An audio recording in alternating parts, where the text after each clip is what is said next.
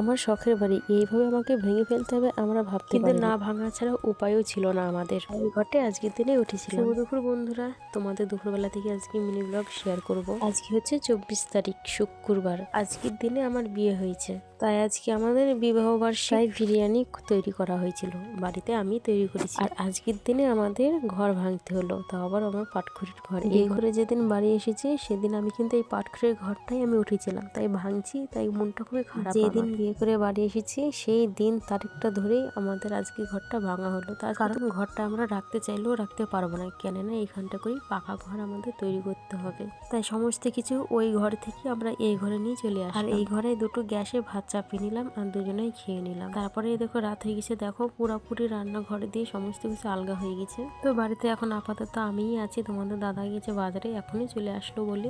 এইদিকে সমস্ত কিছু গুছিয়েছি, কেমন হয়েছে সেটা কমেন্ট করে বলবে। তো তোমাদের দাদা চলে এসেছে, এখন আমি ভিডিওটা শেষ